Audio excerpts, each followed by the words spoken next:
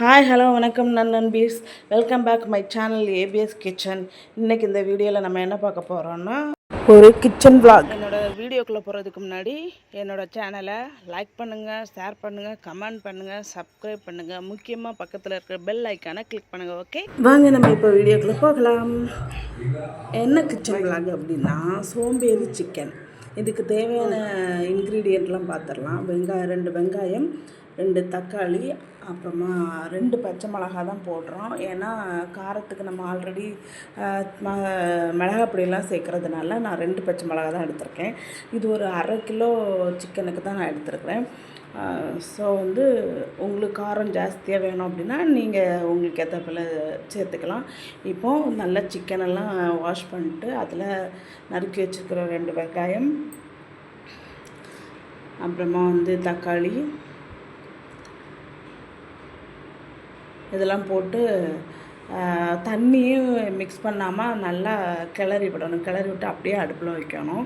தண்ணி அது சிக்கனில் தண்ணி விடுறதுனால நம்ம தண்ணி ஊற்ற தேவையில்லை. அப்புறமா இஞ்சி பேஸ்ட்டு, பச்சை மிளகாய், மஞ்சள் தூள். நான் மஞ்சள் தூள் ஒரு அரை ஸ்பூன் போட்டிருக்கிறேன். அடுத்து மிளகாப்பொடி ஒரு 2 ஸ்பூன் போட்டிருக்கிறோம். அப்புறமா மல்லிப்பொடி. மிளகாப்பொடியோட எப்போவுமே மல்லிப்பொடி கூட 1 ஸ்பூன் சேர்த்து போட்டால் கொஞ்சம் நல்லாயிருக்கும் மசாலா. நாங்கள் எப்போவுமே மீன் பொரிக்கிறதுக்கும் அப்படி தான் போடுவோம்.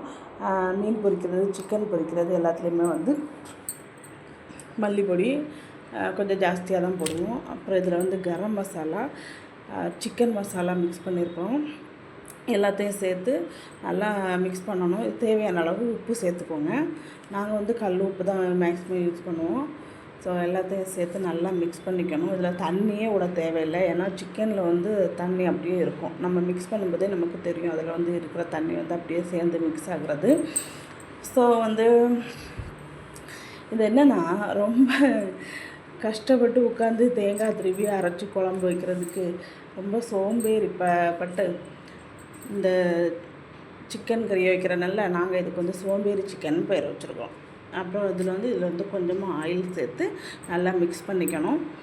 நல்லா மிக்ஸ் பண்ணிக்கிட்டு இது அடுப்பில் எப்பவும் போல் அடுப்பை நார்மலாகவே ஆன் பண்ணி வச்சுட்டு சிம்மில் வைக்கணும் அப்படின்லாம் இல்லை. நார்மலாகவே ஆன் பண்ணி வச்சுட்டு நீங்கள் அடுப்பில் வச்சிடலாம். வச்சுட்டு கொஞ்ச நேரம் கழித்து போய் நீங்கள் ஓப்பன் பண்ணி பார்த்தாலே உங்களுக்கு தெரியும் அந்த சிக்கனில் தண்ணி ஊறுறது. இதெல்லாம் புதுசு இல்லை, ஆல்ரெடி எல்லாருக்கும் தெரிஞ்சது தான். பார்த்திங்கன்னா அடுப்பில் வச்சு அடுத்து இது எதுக்கு எண்ணெய் ஊற்றுறோம் அப்படின்னா சிக்கன் ஃப்ரை பண்ணுறதுக்கு. ஆல்ரெடி சிக்கன் மசாலா போட்டு விரசி வச்சுருக்கோம். நான் வரதுக்கு முன்னாடியே விரசி வச்சுட்டேன். ஸோ அதை எனக்கு காமிக்க முடியலை. என்னெல்லாம் இதில் சேர்த்துருக்கோம் அப்படின்னா மிளகாப்பொடி, மஞ்சப்பொடி, மல்லிப்பொடி, இஞ்சி பேஸ்ட்டில் நாங்கள் என்ன பண்ணோன்னா இஞ்சி பூண்டு அப்புறமா பச்சை மிளகாயும் சேர்த்து அரைச்சி வச்சுப்போம். ஆல்ரெடி அதை அரைச்சி நாங்கள் ஃப்ரிட்ஜில் ஸ்டோர் பண்ணி வச்சுப்போம். தேவைப்படும் போது எடுத்து யூஸ் பண்ணிக்கிறது. இப்போ பார்த்திங்கன்னா உங்களுக்கு தெரியும் அதில் தண்ணி ஊறுறது.